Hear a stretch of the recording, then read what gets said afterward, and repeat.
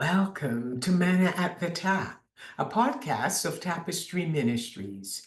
Each episode reflects on a daily Bible reading from the Revised Common Lectionary. I'm Gloria, a fellow traveler on a spiritual journey with the Tapestry community, and we refer to the daily Bible reading as our spiritual manna, nourishing our souls and fostering growth as we share insights and interpretations that enrich our spiritual lives. It's day 7 of Lent, and it's Wednesday, March the 12th, 2025. The lectionary reading for today begins with a warning. Be on your guard. Don't let the sharp edge of your expectation get dulled by parties and drinking and shopping. Whatever you do, don't fall asleep at the wheel. Pray constantly that you will have the strength and the wit to make it through everything that's coming, and you will end up on your feet. Jesus spoke these words to a community that gathered around him from early morning until the end of the day as he taught in the temple in Jerusalem. The lectionary reading is from the New Testament, specifically the Gospel of Luke, chapter 21, verses 34 to 38, and continuing into chapter 22, verses 1 to 6. Jesus is no longer performing miracles, healing the sick, sharing parables, or attending dinner parties with those whom the religious leaders consider sinners. It is time for Jesus to shift his focus and prepare for what lies ahead and what will soon take place. Jesus taught the community around him how to respond to present day challenges such as wars, political unrest, and climate disasters.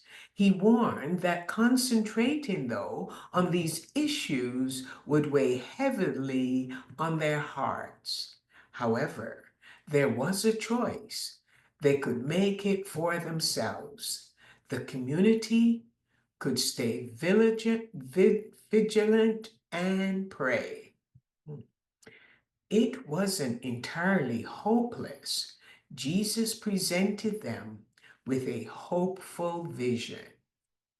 They were to anticipate the arrival of the Son of Humanity, the Christ, whose promised future would change everything. In the lectionary reading of chapter 22, the author, Dr. Luke, emphasized what will happen next. The Passover, also known as the Festival of Unleavened Bread, was approaching. And the people, as they're listening to Jesus, are aware that they need to go home and remove the leaven from their homes in preparation for the festival. However, while the people were removing leaven from their homes, the Jewish religious leaders sought a way to remove Jesus, but they feared the people's reaction. Judas, one of Jesus's key disciples, had a conversation with the religious leaders about how he could hand Jesus over to them. They eagerly accepted his idea, promising to pay him a bribe if he could deliver Jesus when there were no crowd around. The call of Lent invites us to purge the leaven of ailments from our own lives. Let's take a closer look at what that means. The A in ailment signifies anger. We need to uncover the malice that is hidden in our hearts. And we need to make room for sincerity and truth. The I in ailment is idle talk. That's when the words that we speak can harm others.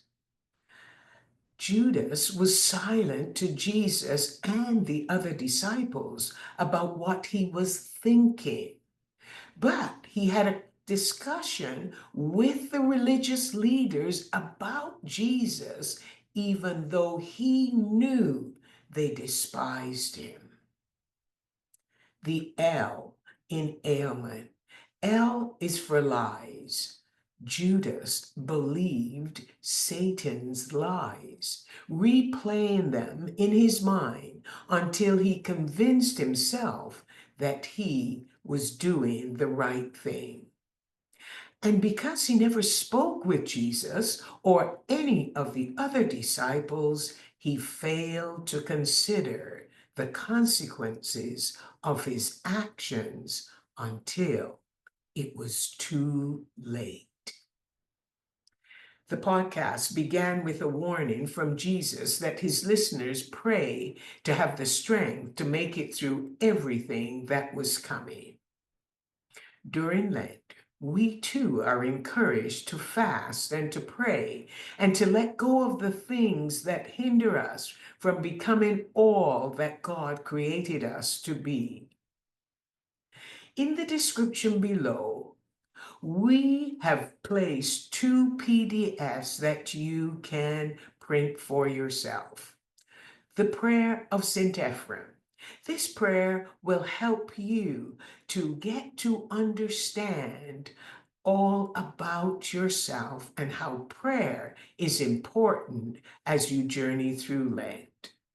And then there is also a Lenten litany to guide you in knowing how to remove the leaven of ailments in your life. I pray that you will take the time to print these PDFs off for your own personal use.